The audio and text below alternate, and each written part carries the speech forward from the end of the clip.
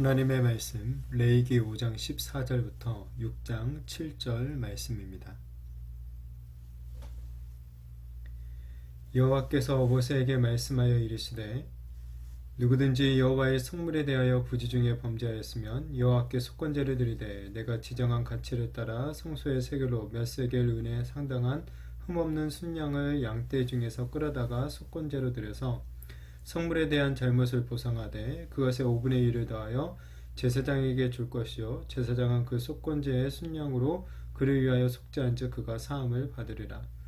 만일 누구든지 여호와의 계명 중 하나를 부지 중에 범하여도 허물이라 벌을 당할 것이니 그는 내가 지정한 가치대로 양떼 중 흠없는 순양을 속건제물로 제사장에게로 가져갈 것이요 제사장은 그가 부지 중에 번제한 허물을 위하여 속죄한즉 그가 사함을 받으리라.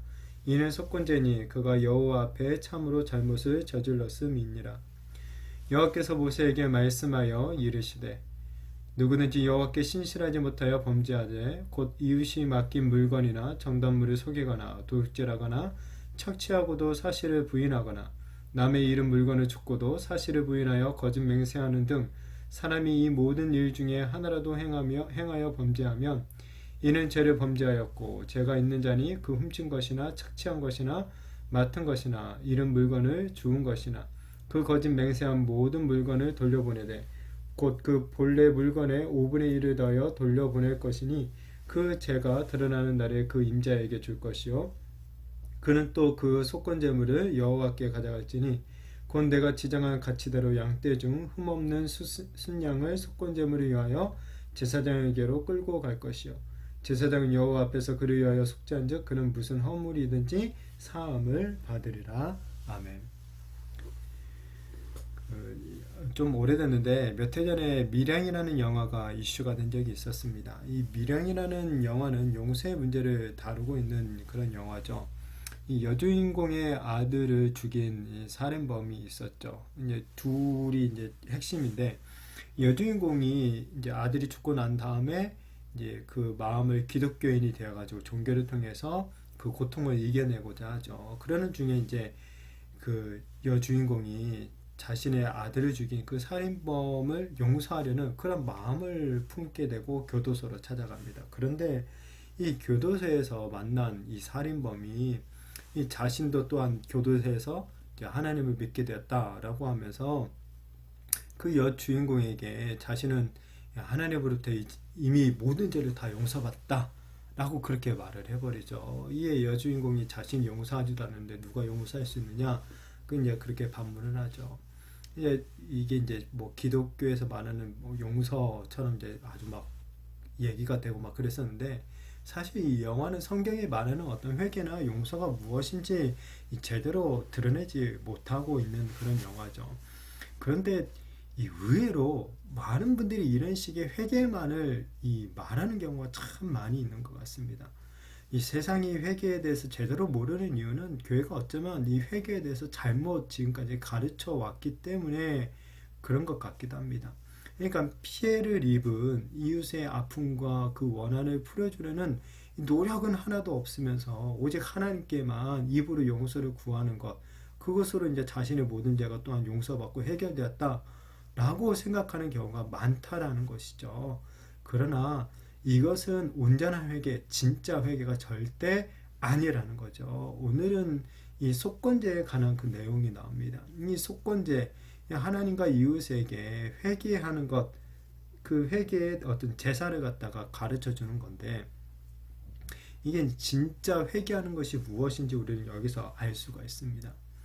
이 이제 앞에 나왔던 속죄제와 이 속건제, 오늘 나온 이 속건제는 모두 다 이 부지 중에, 그러니까 우발적으로 지은 죄를 속하는 제사예요. 근데 이 속죄제는 뭐냐면 딱히 배상할 대상이 없는 경우에 드리는 제사인 반면에 이 속건제는 제사를 드릴 뿐만 아니라 이 배상, 그러니까 배상할 대상이 있는 거죠. 이 배상까지 해야 되는 제사라는 점에서 차이가 있습니다. 또한 이 속죄제는 읽어보면 알겠지만 자신이 지은 죄를 스스로 깨닫지 못하다가 다른 사람이 그것을 깨닫게 해주었을 때 보통 드리는 제사이지만 이 속건제는 잘 보면 자기 스스로 이 자신의 죄를 깨닫고 뉘우칠 때 드리는 이 제사라는 차이점이 또 있습니다.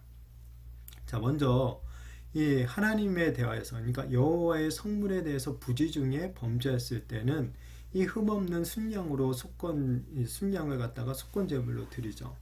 예를 들어서 이제 선막에 사용하는 도구를 누군가 실수로 파손을 했다라는 거예요. 그러면 이제 제사장들이 그 성물의 가치를 매기는 거죠. 그래서 이제 그 작은 선물이면 작은 순양으로, 그리고 귀한 선물 같은 경우는 큰 순양으로 이제 제물을 삼도록 합니다. 그리고 이제 무엇보다 중요한 것은 그 파손된 것을 갖다 보상을 해야 되는데 5분의 1, 그 값의 5분의 1을 더해서, 그러니까 20%를 더해 가지고 지불을 해야 되는 거죠. 따라서 이렇게 된다면 이 백성들이 성막에서 드려진 성물들을 갖다가 함부로 다루지 않게 되겠죠. 또한 제사에 참여하는 가운데 자신의 마음가짐을 바로잡고 조심하겠죠. 이 경거망동하게 행동하지 못하도록 하는 어떤 그런 역할들을 많이 아마 감당했을 것입니다. 자, 이렇게 성물이 존재했던 구약 시대와 달리 현대 우리 신약 시대를 살아가는 우리 현대들은 이 성도가 가진 모든 것이 하나님의 것이다 라는 것을 기억을 해야 되겠죠. 그러니까 우리가 먹든지 마시든지 무엇을 하든지 다 하나님의 영광을 위해서 사용해야 되는 성물이고 또한 선물이다 라는 거예요. 심지어 우리 성도들의 몸을 가리켜서 성전이라고까지 이 말을 하고 있습니다. 그렇게 우리 성도들은 우리 자신뿐, 자기 자신뿐만 아니라 우리가 평소에 사용하고 누리는 이 모든 것들에 대해서 하나님의 은혜를 받은 이 선물들이자 동시에 그것이 성물이다 라는 것을 기억해야 한다는 거죠. 이 성물은요, 하나님의 나라와 뜻을 위해서 사용해야 되는 것들이에요. 그러니까 우리의 모든 삶이 하나님의 나라와 뜻을 위한 이 것들이 되어야 한다라는 거예요. 따라서 우리는 내 것이, 그러니까 사실 우리 것은 없죠. 우리 성도들은 내 것이 없다라고 고백하는 자들이지 않습니까? 내 것이 아닌데도 우리가 너무 과도하게 소유하거나 우리가 부당하게 점유하고 있는 것은 없는지 한번 우리 자신의 삶을 살펴볼 필요가 있는 거죠. 하나님 나라보다는 나의 어떤 개인적인 욕심과 어떤 야망, 자랑 이런 것들을 위해서 우리가 사용하는 것들이 있다면 정말 어쩌면 하나님 앞에서 우리가 진실로 그런 거에 대해서 좀 우리가 회개하고 다시 한번 우리의 삶을 좀 점검하고 살아가야 되는 것이 아닌가, 그런 것을 우리가 돌아보게 되는 것 같습니다. 그리고 이제 중요한 게 다음으로 이웃과의 관계에서 이 부지 중에 계명을 지키지 않았을 경우에 대한 또 그 이야기를 하죠. 이 예로 뭘 얘기하냐면 속임이나 도둑질이나 착취하는 것, 이웃이 잃어버린 물건을 갖다가 몰래 가져가는 것, 아니면 그것을 가져갔음에도 불구하고 거짓 맹세하는 것, 뭐 이런 것들을 언급하고 있죠. 근데 잘 보면 사실 이런 것들은 부지 중에, 그러니까 우연히 행했다라는 그런 잘못으로 보기에는 좀 어려운 점이 있죠. 자, 그런데 그러니까 사실 좀 이런 것들은 오히려 일부러 행한 것이 많겠죠. 자, 그런데 이제 원래 이 도둑질을 하게 되면 원래 이제 율법에 의하면 4배나 5배로 그것을 갚아야 됩니다. 그런데 이제 오늘 속건제를 드릴 때는 보면은 5분의 1, 그러니까 20%만 더해 배상하라고만 하죠. 그러니까 훨씬 가벼운 배상이 이루어진 거예요. 이것을 보면 여기서 말하고 있는 지금 이 부지 중에 우연이라는 것은, 그러니까 아마도 잠깐 욕심에 뭐 우리가 눈이 멀어가지고 이런 죄를 지었다가 나중에 이제 뉘우쳐가지고 시간이 지나서 이제 이것을 뉘우치고 자기 자신의 죄를 갖다 인정하고 자수한 경우, 그러니까 여기 부지 중에는 것은 결국 이제 자수한 경우다라고 아마 좀 볼 수가 있는 것 같습니다. 자, 그리고 이렇게 이웃에게 행한 이 잘못이지만 이것은 또한 하나님의 계명을 어긴 것이기 때문에 하나님 앞에서도 잘못을 행한 것이 되죠. 그래서 이제 하나님께서도 이웃에게 이 보상을 할 뿐만 아니라 하나님께 나와서 이 순양으로 이 속건제를 드려야 되는 거죠. 자, 그리고 이제 이것은, 그리고 이제 여기서 중요한 것은 이 회개라는 게, 여기서 말하는 회개는 뭐냐면 하나님과 그리고 사람에게 이 대가를 지불한다라는 것을 의미하고 있다는 거예요. 그러니까 이렇게 대가를 지불하고 회개한 사람은 이 모두 다 어떤 약속이 주어집니까? 무슨 허물이든지 사함을 받게 된다라는 약속이 주어지고 있죠. 하나님은 자기 백성을 용서하시기를 원하세요. 그러나 이를 위해서는 먼저 철저한 반성과 이 대가 지불이 이루어져야 한다라는 것을 보여줍니다. 하나님이 이렇게 회개하는 자의 죄를 그리고 용서해 주신다는 거죠. 우리는 사실 이 죄를 인정하는 것도 참 두려워하고요. 또 그것을 온전히 회개하기 위해서 이 피해 보상을 하는 것도 참 부담스러워합니다. 그래서 가능하면 우리는 사실 어물쩍 이 잘못을 넘어가려는 그런 경향들이 참 많이 있습니다. 특히 이 사람과의 관계, 이웃에게 잘못을 한 것에 대해서 우리가 분명히 진심 어린 사과와 함께 그 피해 보상을 해줘야 되는데, 이 영화 밀양의 살인자처럼 하나님께만 회개하면 피해자에게는 따로 회개하거나 피해 보상을 할 필요가 전혀 없다는 듯이 말하는 것, 잘못된 회개라는 거죠. 그 회개는 진짜 회개도 아니고, 그런 회개는 절대로 하나님께 용서도 받지 못하는 거짓 회개에 불과하다라는 것을 우리는 반드시 기억해야 하는 것입니다. 자, 그렇다면 우리 성도님들, 우리 자신의 회개는 어떤 것 같습니까?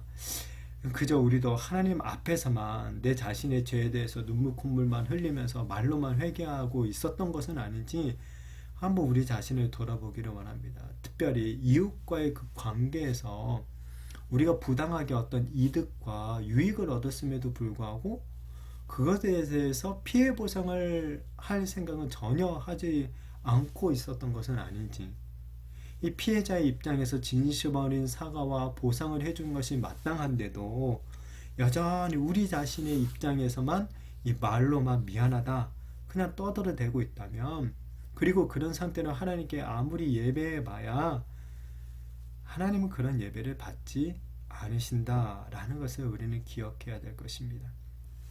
바라기는 좀 어렵고 힘들고 좀 부끄럽고 그럴 수 있지만 온전한 회개를 하는 우리가 되었으면 좋겠습니다. 특별히 이웃과의 관계에서 이웃이 분명히 나의 잘못으로 인해서 피해를 입었다면 그것은 분명한 사과와 함께 그에 합당한 피해 보상까지 해주어야 함을 우리가 기억하기를 바랍니다. 그러니까 피해자가 회복할 수 있도록 도와주어야 되는 거죠. 그렇게 회복할 수 있도록 해야 된다는 거죠. 그렇게 보상을 하고 하나님 앞에서도 회개할 때 하나님께서 우리의 그런 회개를 진정으로 용서해 주시는 것입니다. 정말 우리가 죄를 지었을 때 우리 자신을 기만하는 그런 거짓 회개를 이제는 좀 그치고 진심으로 뉘우칠 뿐만 아니라 이 반드시 배상의 의무를 다함으로 인하여서 이 죄사함의 은혜를 온전히 누리는 정말 우리 성도님들이 되시기를, 진정한 회개, 온전한 회개를 정말 이웃과 하나님께 드릴 수 있는 그런 정말 믿음의 사람들이 되어지기를 예수님의 이름으로 축복합니다.